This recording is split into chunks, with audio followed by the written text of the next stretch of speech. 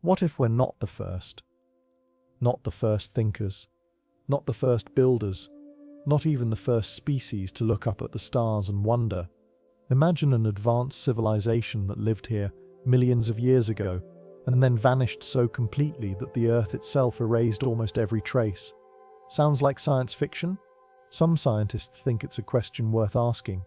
We spend billions searching the skies for signals, scanning distant planets for hints of water or a faint chemical imbalance that might mean life.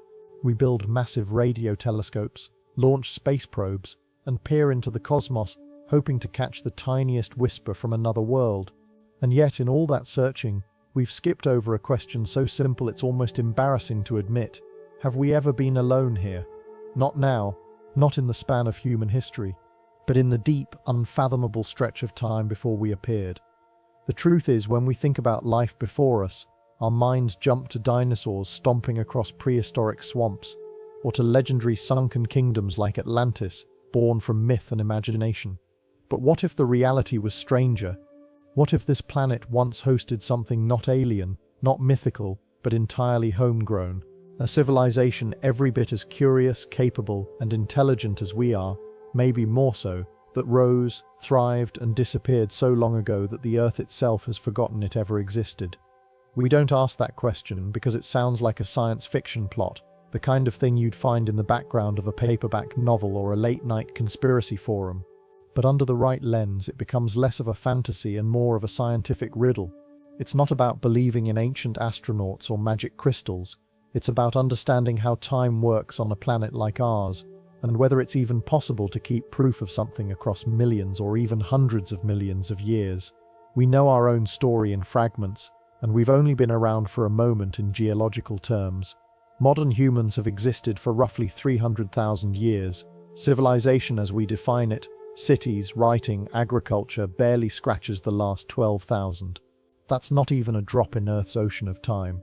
The vast majority of the planet's history passed without us, without any mammals, without even plants on land.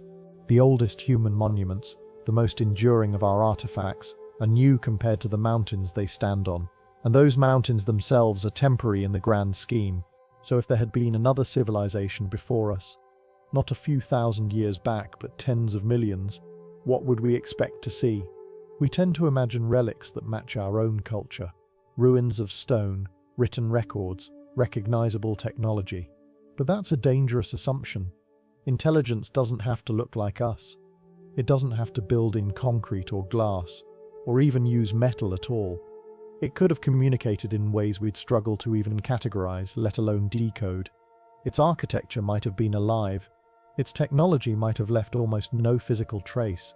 And even if it did leave traces, time is a merciless custodian. Whole cities could vanish into the soil, swept away by the same processes that shape mountains and rivers. Languages dissolve faster than stone. Knowledge evaporates without someone to keep it alive. And if millions of years passed, those once bright achievements could be ground down until they're just dust and mineral, indistinguishable from the rest of the planet's raw material. The question sounds outrageous only because we've trained ourselves to think of history as a straight, unbroken line, us at the far end, everything else leading up to us.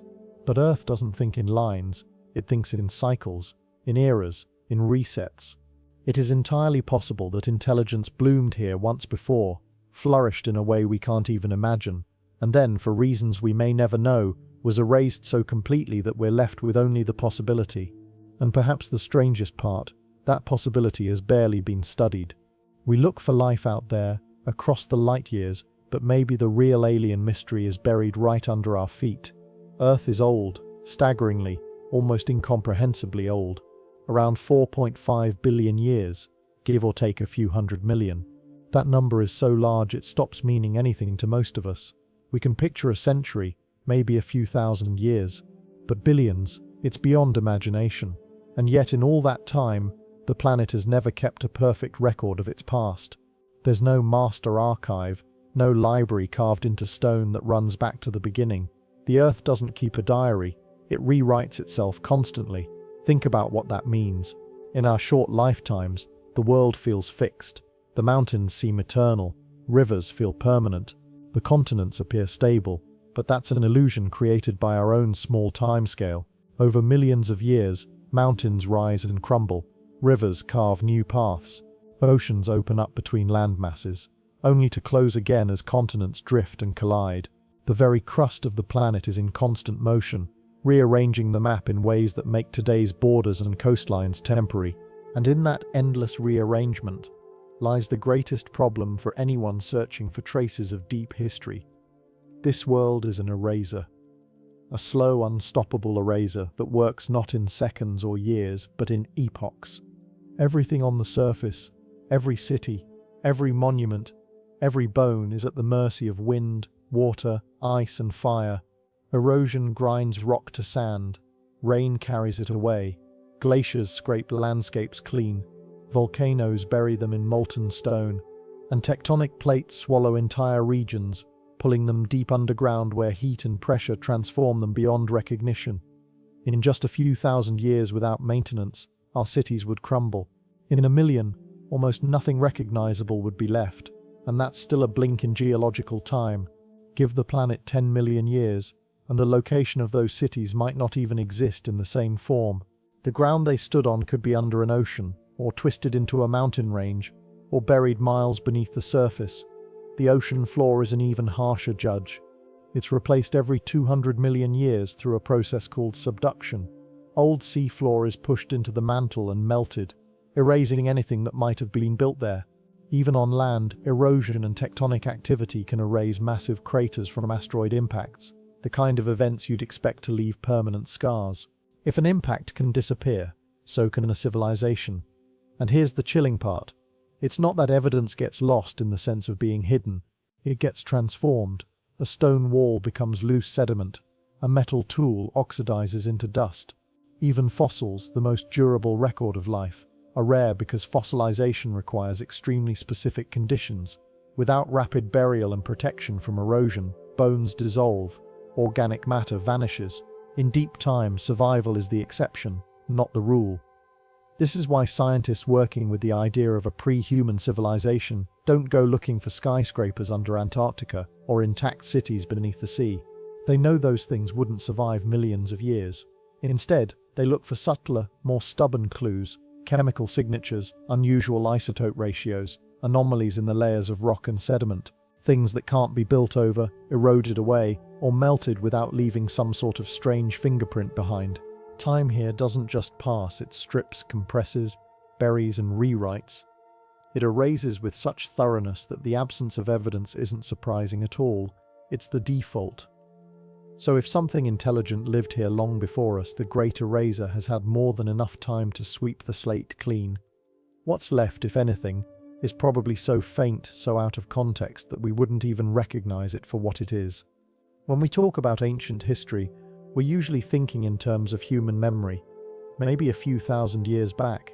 The pyramids, the Great Wall, the earliest writing pressed into clay tablets.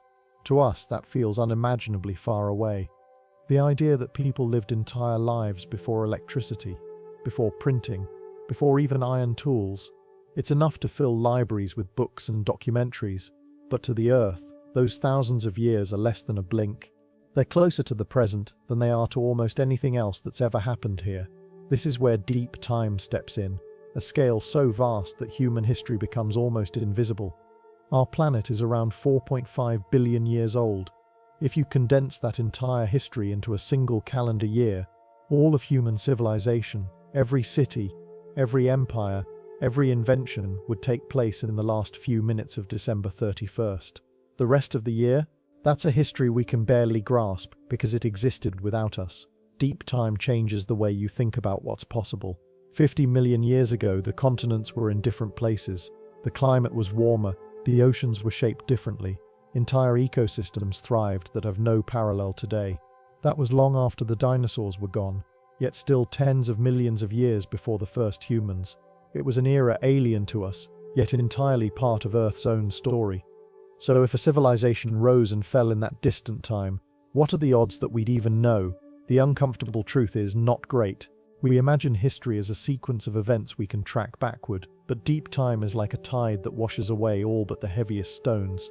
100,000 years is enough to blur most evidence. A million years will erase nearly everything on the surface. 50 million years? That's more than enough time to erase and rebuild landscapes entirely. Mountains have come and gone in less time. Rivers have shifted courses dozens of times. Oceans have swallowed coastlines and then retreated to reveal them again. This means that our normal way of looking for the past, ruins, artifacts, fossils, simply doesn't work over such spans. Fossilization itself is rare. Most life never leaves a trace, and even when it does, those traces are scattered, incomplete, often distorted beyond recognition. If life can disappear so thoroughly, what chance does a civilization have, especially one that might not have built on the same scale or with the same materials we do? In deep time, permanence is an illusion.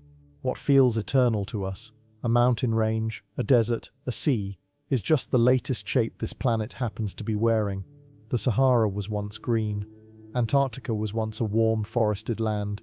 The Himalayas didn't exist 100 million years ago. In another 100 million, they may not exist again. The land we stand on has been recycled again and again, melted down in the mantle, and pushed up anew. This is why imagining an earlier civilization becomes such a strange puzzle. It's not that such a thing is impossible. It's that even if it happened, we might have no way of proving it. Time is a sculptor, but it's also a destroyer. It reshapes the world so completely that the past is often reduced to faint chemical whispers in ancient rock, whispers that might just as easily be explained by natural forces. In the language of deep time, human history is barely a syllable. So when someone asks, could there have been another civilization here before us? The honest answer isn't yes or no, it's that the question lives in a space where proof is slippery. If something intelligent lived and died 50 million years ago, the record of its existence could have been erased not maliciously, but mechanically, as part of the normal, unstoppable processes of this restless planet. And that's the challenge. In deep time, even extraordinary events can leave no trace at all.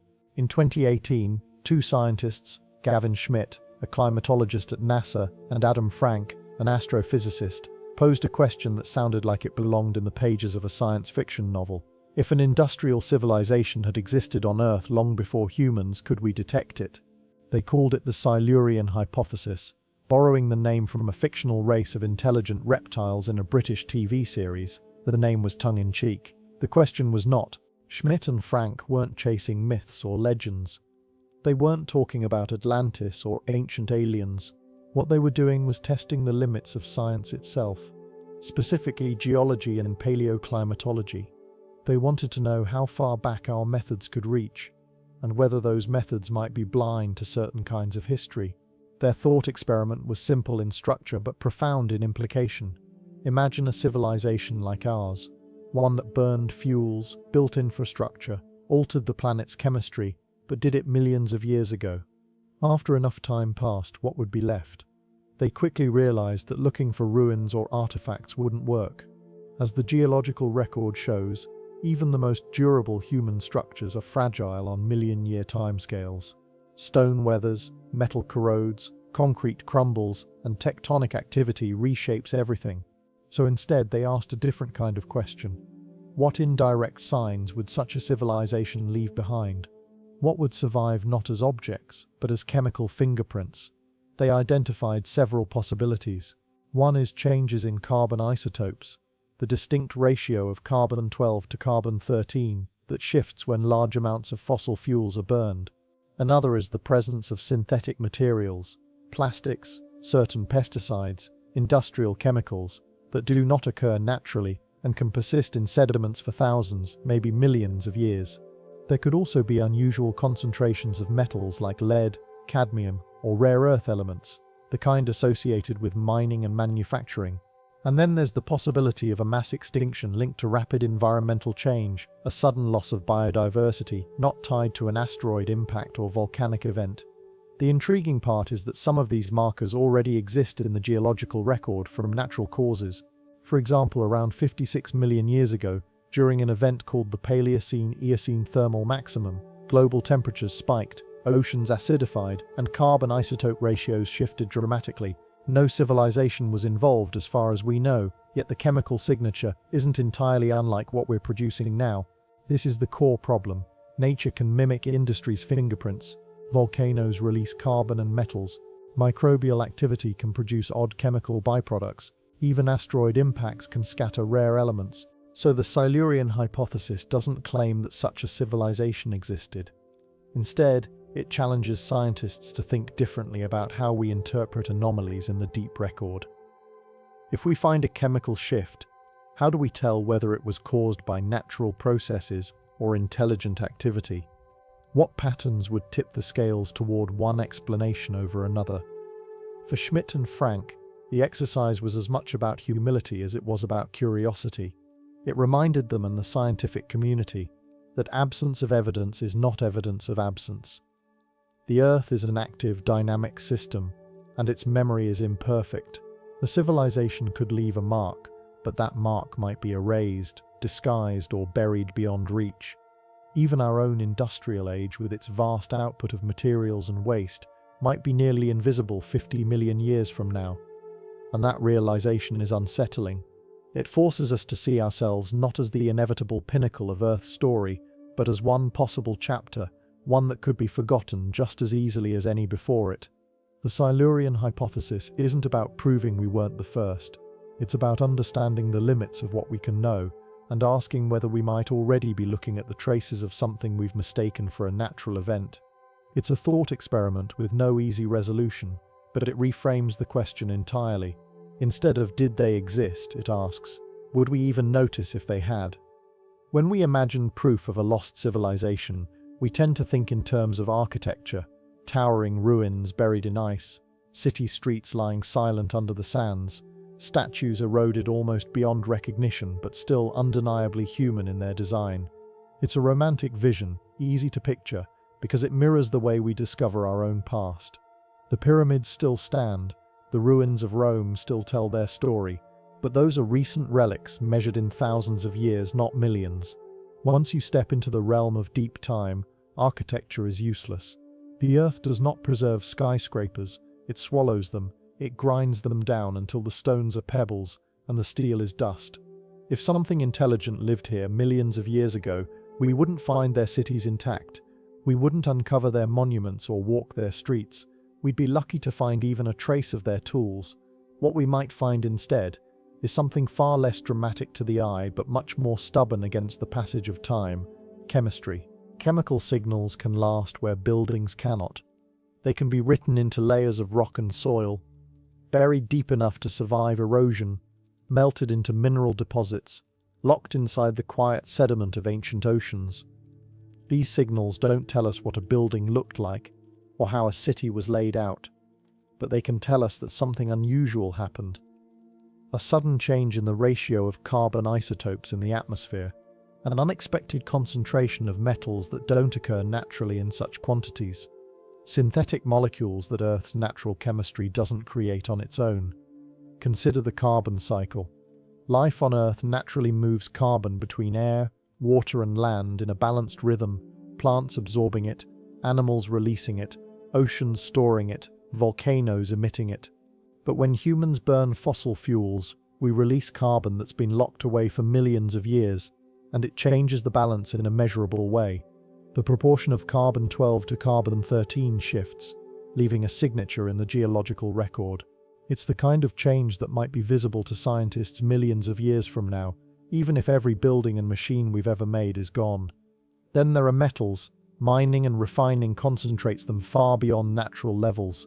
Aluminum, for example, is abundant in the Earth's crust but rarely found in pure form without industrial processing.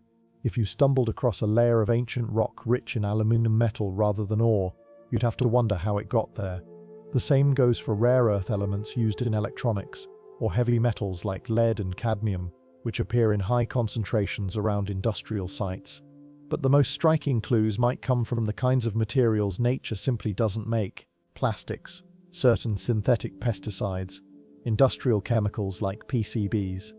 These compounds are foreign to Earth's natural systems. They break down slowly, in some cases taking centuries or longer, and fragments can persist in sediments for vast stretches of time if they're buried and protected from light and oxygen. The challenge, of course, is that these chemical fingerprints don't spell out a story. They're ambiguous. A spike in carbon isotopes could mean industry. Or it could be the aftermath of a massive volcanic eruption. High concentrations of metals could point to mining or to the residue of a meteor impact. The presence of unusual compounds might be the mark of a civilization, or it might be the result of rare but natural processes we don't yet fully understand. So evidence without ruins becomes a subtle game. You're not looking for artifacts you can hold in your hand. You're looking for patterns, for signals that line up in ways nature can't easily explain.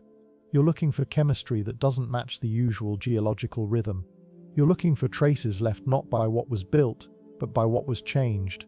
It's not the kind of proof that captures the imagination like a lost city in the desert, but in the scale of deep time, it's the only kind of proof that stands a real chance of surviving. If we ever find it, it won't be a monument. It will be a fingerprint. Faint, partial, but undeniably human, or perhaps not human at all. Our time on Earth is already leaving scars. You can see them from space, sprawling cities, grid-like farmlands, reservoirs carved into the landscape. You can see them in satellite photos of deforestation, in the retreat of glaciers, in the pale swirls of sediment in the mouths of rivers where runoff spills into the sea. But the more telling marks, the ones that might survive us, are harder to see. They're in the chemistry of the planet itself. Plastics, for example. In less than a century, we've created billions of tons of synthetic polymers. They're in the oceans, the soil, even the air. Microscopic fragments, microplastics, have been found in remote mountain snow and in the deepest ocean trenches. They've been eaten by fish, carried in raindrops and woven into the very fabric of the biosphere. If you dug into a sediment core 1,000 years from now, you'd see the layer where plastic became part of the Earth's geology. And if you dug 10 million years from now, maybe some of those fragments would still be there, altered but present, a chemical anomaly in ancient rock. Then there are radioactive isotopes from nuclear weapons testing. In the mid-20th century, humanity scattered traces of plutonium and other isotopes across the globe. These substances don't occur naturally in detectable quantities, and some have half-lives long enough to outlast entire civilizations. Even if no other trace of us remained, those isotopes could still whisper to the far future that something powerful and deliberate once happened here. Nitrogen in the soil tells another story. The massive scale of modern agriculture depends on synthetic fertilizers, which have flooded ecosystems with reactive nitrogen far beyond natural levels. This shift leaves a distinct chemical signature in soils, lakes, and even ocean sediments. In some regions, dead zones have formed, vast stretches of water where oxygen levels have dropped too low to support life, largely because of nutrient runoff. That's not just an ecological crisis for today, it's a geological marker for tomorrow. We've also changed the chemistry of the atmosphere and oceans. Carbon dioxide levels are climbing at a rate unmatched in at least 800,000 years, and possibly much longer. Oceans are becoming more acidic as they absorb this extra CO2, affecting everything from coral reefs to plankton. These changes alter the composition of marine sediments, which could record this moment in time as clearly as tree rings record seasons. The irony is that while these fingerprints are unmistakable now, their permanence is not guaranteed. Plastics can break down, even if slowly. Radioactive isotopes decay. Chemical imbalances in soils and sediments can be erased by new layers of deposition, by erosion, by tectonic shifts. In millions of years, our most obvious impacts might fade to the point where they're hard to detect, and without context they might not be recognized as artificial at all. And that's the sobering point. Our civilization is changing the planet in ways that are geologically significant. We are, in a sense, writing our chapter into the Earth's physical memory. But that chapter might not survive in a form that makes our existence obvious. Future scientists, whoever or whatever they might be, could look at the layer of rock that corresponds to our time and see the spike in carbon, the traces of strange materials, the sudden shifts in biodiversity, and still not know the full story. These are the fossils of our age, not statues or temples, but chemical echoes. Not stone tools, but plastic polymers. Not bones, but isotopes. If deep time swallows our buildings and our machines, this is what will be left to stand for us. Whether those fingerprints will be clear enough to read, and whether anyone will be there to read them, is another question entirely. One of the most deceptive things about Earth is how old it is compared to the surfaces we see. At a glance, we imagine the planet's landscapes as ancient, as though the mountains, valleys, and coastlines we know have always been here. But in geological terms, most of what we stand on is shockingly young.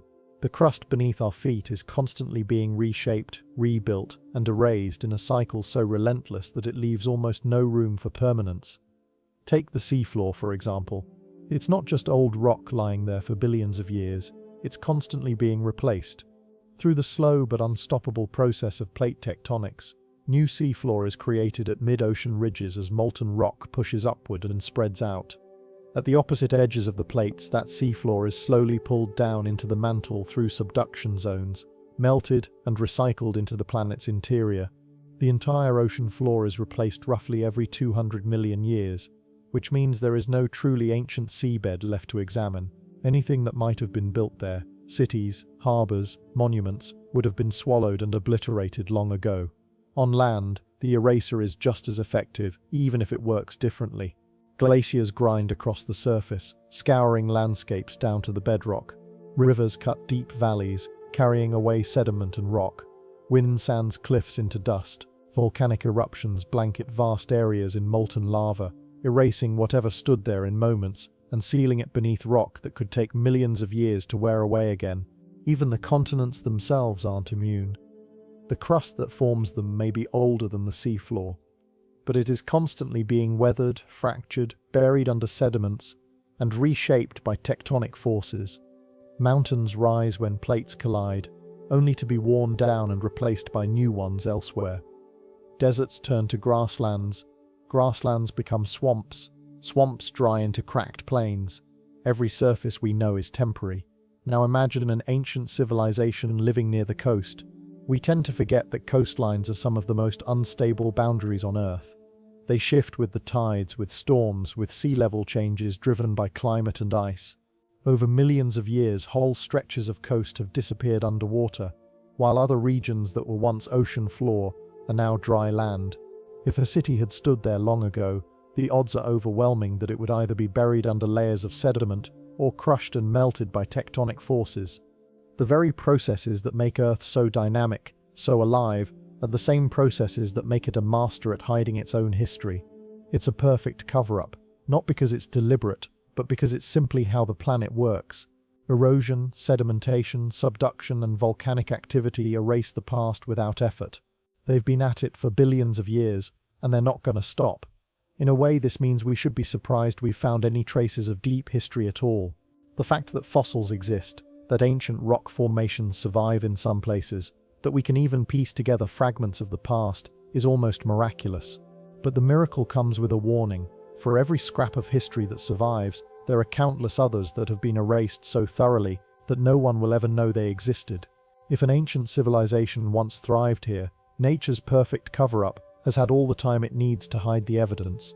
We often imagine the fossil record as a kind of vast, detailed library, a careful archive of every species that ever lived, waiting patiently for us to discover it. But the truth is far more sobering. Fossils are rare, astonishingly rare. The record we have isn't complete. It's a handful of surviving pages scattered across billions of years. Most life that has ever existed has vanished without leaving so much as a trace. The process of fossilization is demanding. It doesn't happen just because something dies. For an organism to become a fossil, it usually needs to be buried quickly before it can decay or be scavenged. The burial has to protect it from oxygen, bacteria, and erosion. Over time, minerals replace the organic material, or the surrounding sediment preserves an impression of the creature's shape. Even under ideal conditions, this process is fragile.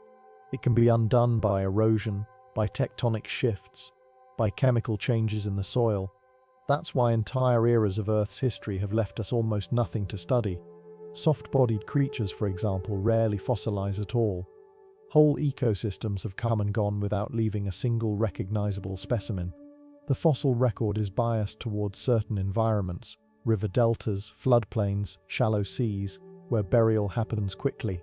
But the vast majority of life has lived and died in places where no such preservation was possible. Now consider what that means for non-biological artifacts. Fossils are nature's way of preserving life, and even that system fails most of the time. What are the odds, then, of preserving something like a tool, a machine, or a building? Technology isn't part of the natural cycle. It doesn't have built-in pathways to preservation. It can be eroded, melted, broken down chemically.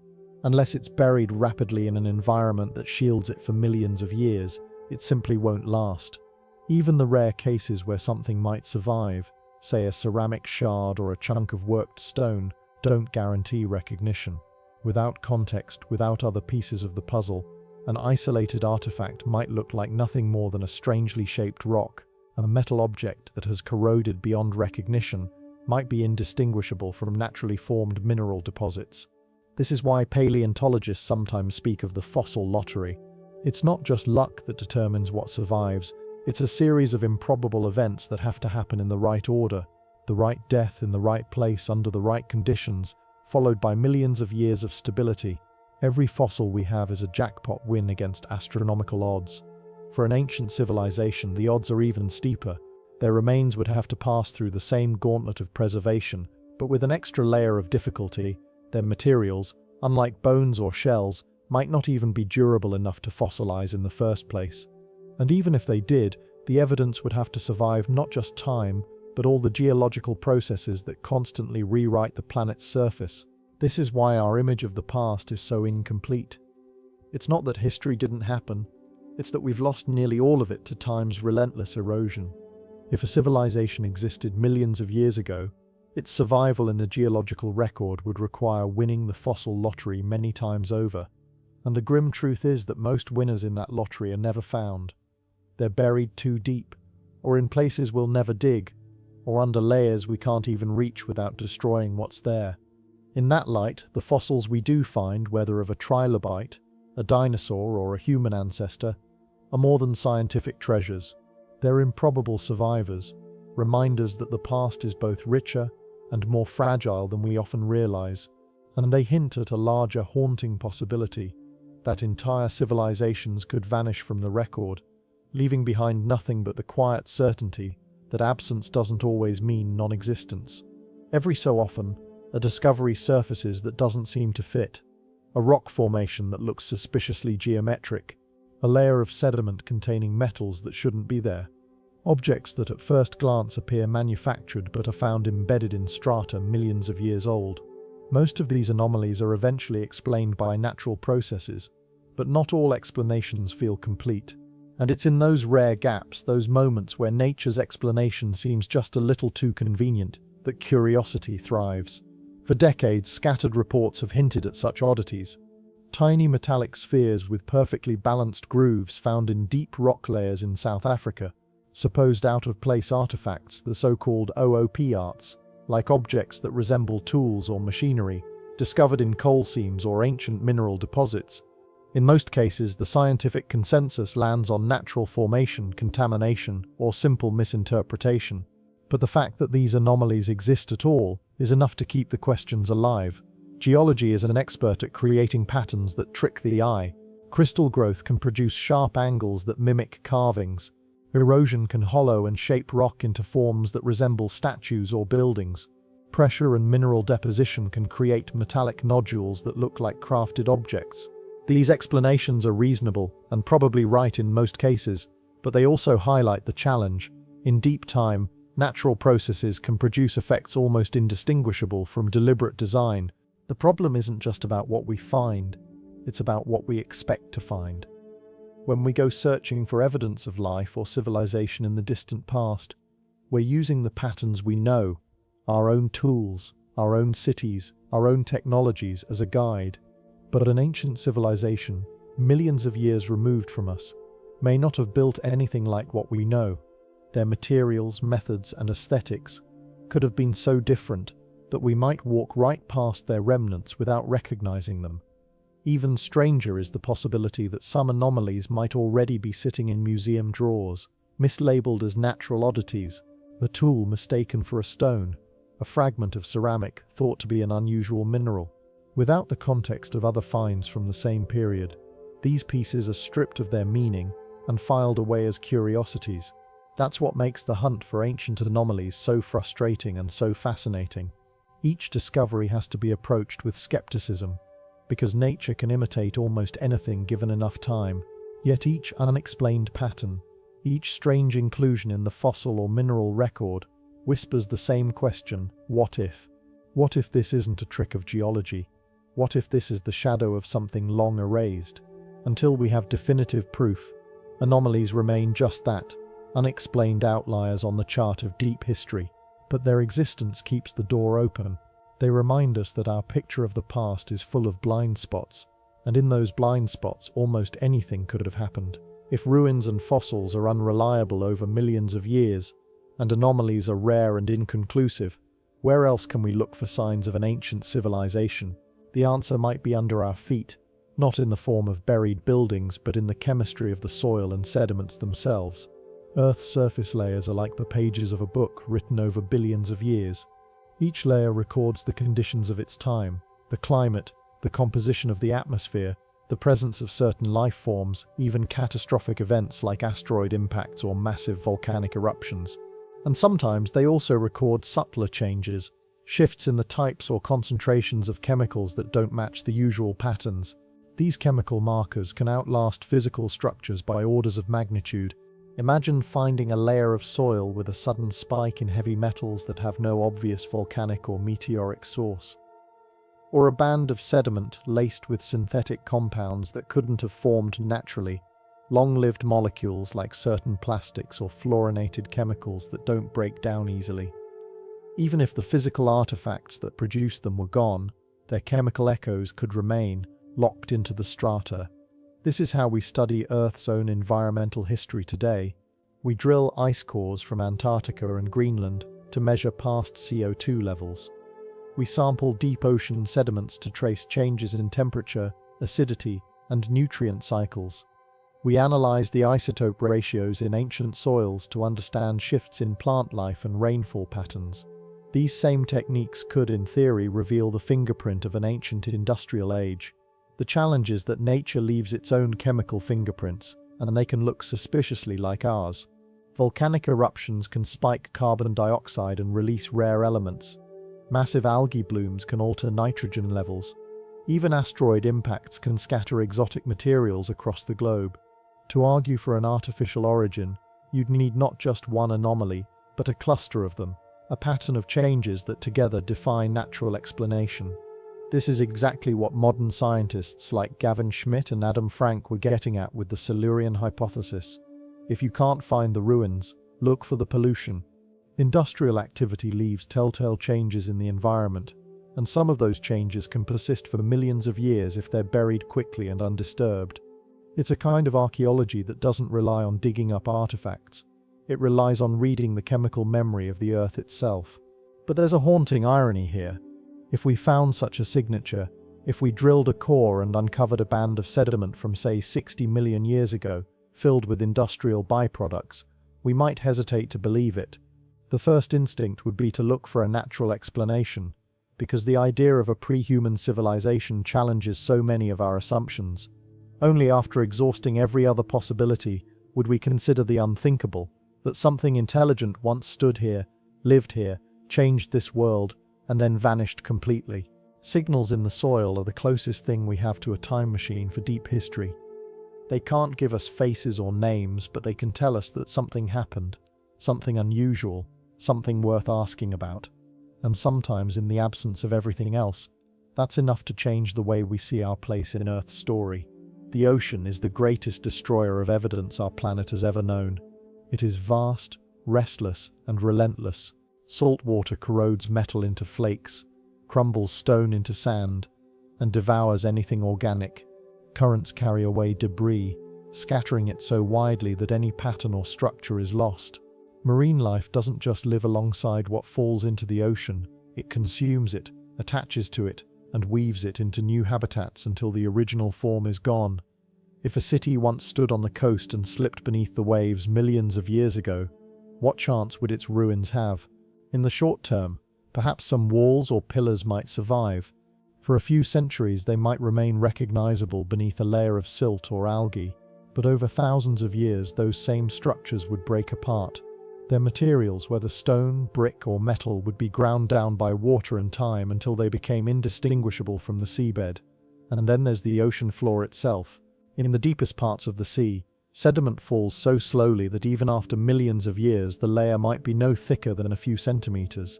But in coastal areas and continental shelves, storms and currents stir the seabed constantly, burying some things quickly while eroding others away entirely.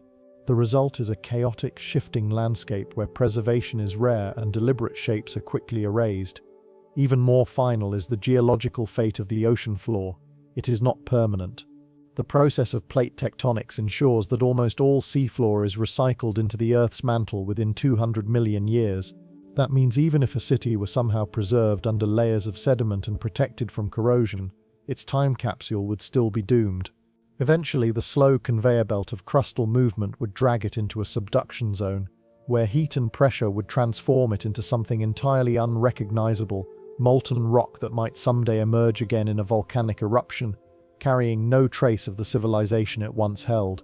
This makes the ocean the perfect eraser. Not only does it dismantle physical evidence quickly, it also ensures that, in the long run, there's nowhere on the seafloor to search for something truly ancient.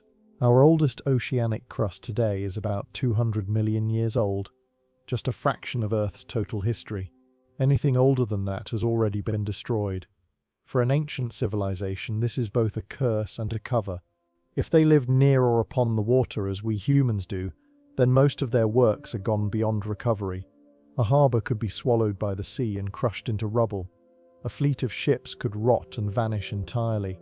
Even the idea of a sunken Atlantis becomes less a romantic vision and more a grim geological certainty.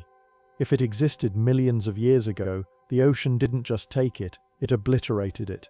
The ocean holds mysteries we can barely begin to probe, but when it comes to finding traces of deep, deep history, it is more likely to hide the truth than reveal it.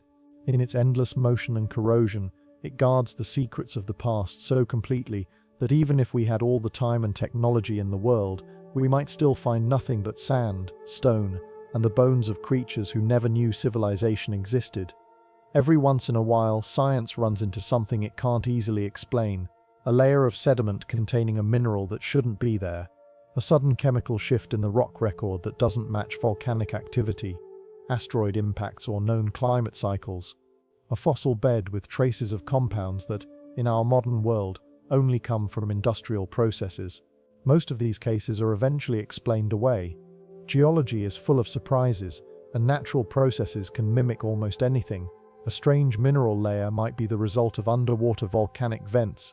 A chemical spike could come from a massive wildfire or an unusual biological bloom. In many cases, what first looks like an impossibility turns out to be something rare but natural, and yet the explanations don't always feel complete. Sometimes the natural cause is speculative, chosen simply because it's the safest answer, the one that doesn't challenge our assumptions about the past. If you find industrial-style chemical signatures in rock layers that are tens of millions of years old, the leap to ancient civilization is huge, almost unthinkable. The easier path is to fit the evidence into what we already believe to be true, that we are the first and only technological species this planet has ever seen. But what if we're wrong?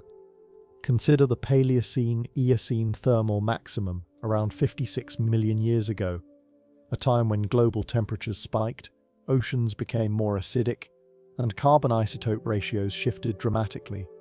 The mainstream explanation is that this was caused by a massive release of carbon, perhaps from methane hydrates in the ocean or volcanic activity. It's a solid theory, supported by multiple lines of evidence. But the truth is, no one knows for certain exactly what triggered it. Could something else, something intelligent, have been involved? The same question could be asked of smaller anomalies, isolated layers containing unusual concentrations of metals like platinum or iridium, without an obvious meteoric or volcanic source, or pockets of sediment with molecular traces that don't seem to match any known natural synthesis. These are usually chalked up to contamination or misinterpretation, but each one leaves a nagging thought. If there were an ancient civilization, this is exactly the kind of subtle, ambiguous evidence it would leave behind. The problem is that anomalies by themselves are not proof. Science works by building patterns, and a single oddity isn't enough to rewrite history. But what happens when there are dozens, hundreds? What if scattered across the globe are faint chemical fingerprints that, taken together, form a pattern we've been too cautious to connect? The danger is twofold. Dismissing anomalies too quickly means potentially ignoring evidence that could change everything, but embracing them without rigor risks building entire theories on coincidence and misreading. The only way forward is patient, careful accumulation of data and the willingness to entertain possibilities that seem at first unlikely. Anomalies are by nature inconvenient. They sit in the margins of our understanding, refusing to fit neatly into the established story, but sometimes it's in those margins that the most important discoveries are made. And if the story of Earth does include another chapter of intelligence and industry before our own, it's likely that its first hints will come not from monuments or fossils, but from these stubborn, unexplained fragments of the past, the strange anomalies we keep finding and keep brushing aside. The greatest obstacle to finding proof of an ancient civilization might not be the lack of evidence. It might be us, the way we think, the way we interpret what we see, and the assumptions we bring to the table before the search even begins. Science is built on the principle of choosing the simplest explanation that fits the facts. If a pattern in the rock record can be explained by volcanic activity, that's where we stop. If an unusual layer of minerals can be traced to a meteor impact, that's the answer we record. This method works remarkably well for understanding the natural world, but it carries a hidden flaw. It assumes the natural explanation is always the correct one. Imagine you're a geologist 100 million years from now, studying a thin, dark layer in the sediment. You find high concentrations of carbon isotopes, strange synthetic molecules, and traces of metals in unusual combinations. If you live in a world where no one believes technological species existed before your own, you're likely to reach for a familiar explanation, perhaps a burst of volcanic activity or an asteroid strike. The possibility of an ancient industrial civilization might never cross your mind. This isn't just hypothetical. Our own museums and research collections contain objects that were once labeled artifacts, but later reclassified as natural curiosities, or vice versa. Stone tools mistaken for oddly shaped rocks, fossilized wood dismissed as mineral formations. Without context, without a clear pattern, these items lose their meaning. They become random, disconnected facts rather than part of a larger story. The problem is magnified when the potential evidence is chemical or geological rather than physical. A spike in rare earth elements, a sudden shift in isotope ratios, or a layer of synthetic compounds might all be visible in the record, but without a reason to link them to intelligence, they remain curiosities rather than revelations. And because we can't run experiments on deep time the way we can in a lab, the uncertainty never fully goes away. There's also the issue of bias. Humans have a powerful psychological investment in being unique, in believing we are the first and only species on Earth to achieve this level of technology. Accepting the possibility of predecessors means rewriting not just scientific history, but cultural identity. It changes what we think we know about evolution, progress, and our place in the universe. That kind of shift doesn't happen easily. Even if overwhelming evidence of an ancient civilization were found, there's a chance it would be buried in debate for decades, even centuries. The first interpretations would be cautious. The alternative explanations, natural disasters, rare geological events would be explored first, and in detail.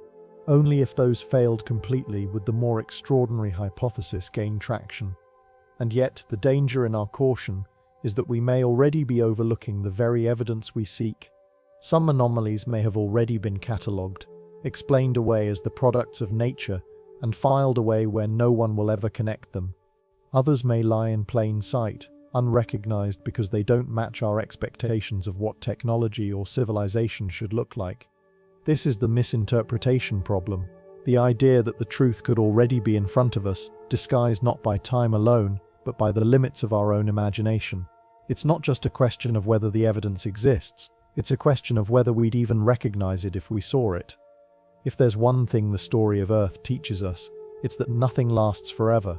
Continents drift, oceans rise and fall, species appear, flourish and vanish. Even the mountains, which seem eternal, are slowly ground down to dust. Against the scale of geological time, civilizations are brief sparks, here and gone in an instant. It's tempting to think we're the first spark, the first intelligence to leave a mark. But maybe we're not. Maybe the Earth has seen this before, not once, but many times. Maybe there have been other thinkers, other builders, other species who dreamed of the stars, only to be erased by the same forces that will one day erase us. If they existed, what remains of them now? Perhaps only whispers in the rock, faint chemical traces in ancient sediments, scattered anomalies that don't quite fit the story we've built.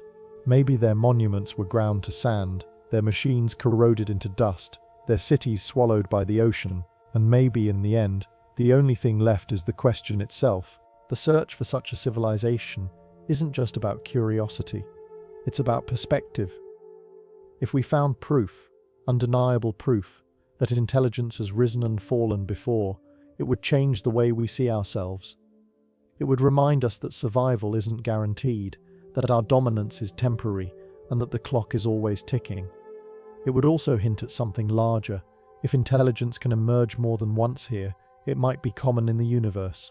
We might not be unique even on our own planet, let alone in the cosmos. But perhaps the most haunting possibility is that we will never know for certain. That the evidence, if it exists, has been erased so thoroughly that all we have are questions without answers.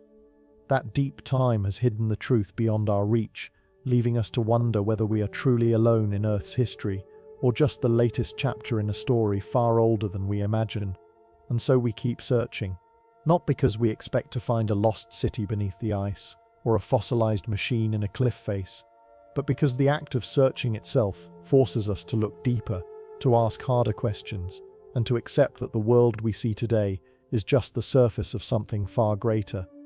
In the end, maybe the most important discovery won't be proof of another civilization, but the realization that the past is bigger, stranger, and more mysterious than we have ever dared to believe.